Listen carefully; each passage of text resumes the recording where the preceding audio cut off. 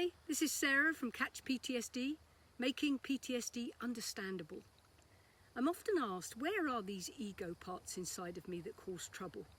And I say they're in a cupboard, deep inside your chest or your solar plexus or your stomach.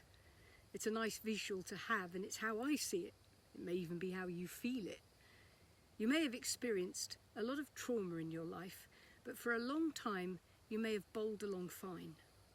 But then you suddenly start to feel emotional about certain things. Your reactions in everyday life begin to get a bit extreme.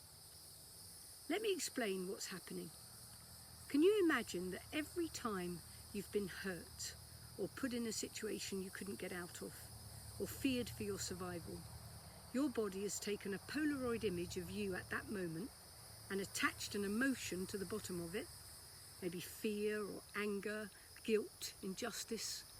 Whatever the emotion was, it took it and stuffed it in a cupboard inside of you and shut the door.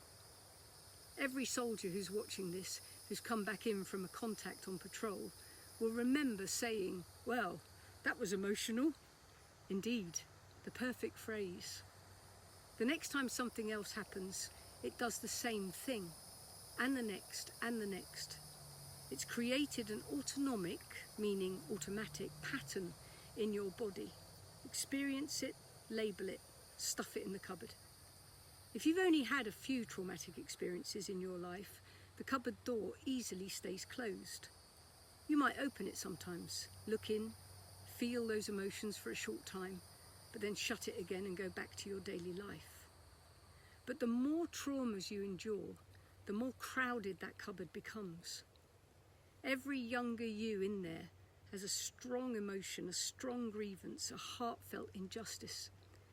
None of them you'd want to spend an evening with, I imagine. So you keep the door shut.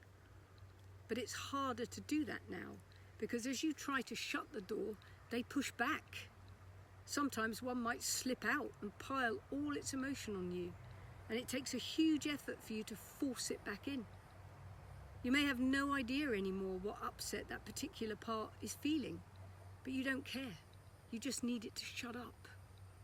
If the hits keep coming, you end up with no room in the cupboard. You're trying to stuff the Polaroid images with their emotional tags in, but they just spill out. It's like playing whack-a-mole with anger, fear, depression, grief, loss. You want a technical definition of mania? This is it. Any emotion might come spilling out of there at any moment. The good days are when you do manage to keep the doors closed for a while. But the strain of containing them will give you pain, high blood pressure, exhaustion. In the end, it's impossible, and those cupboard doors will suddenly crash open and nothing is going back in there. Like your understairs cupboard or the kids' toy box, you'll find yourself just sitting there, mired in every emotion you've ever felt, knowing it's a lost cause to try and get them back in and no idea what to do about it. And probably by then, no desire to do anything. This is why apathy can be a very strong indicator of PTSD. And this is when Catch hypnotherapists can step in and help you. We will sit in the middle of it with you. We will help you sort through it, address each part, understand where they came from, and what they need to explain to you. Some will be mollified enough just by you finally focusing on them. Others will demand vindication, like an angry partner or child. But Catch hypnotherapy helps you understand everything and helps you dispel all those emotions just by understanding. Hopefully, by listening to this, you might start that process before the cupboard doors burst open. If you're going to have this big cupboard inside of you, I'm sure that you want it filled with joy and happiness and fun.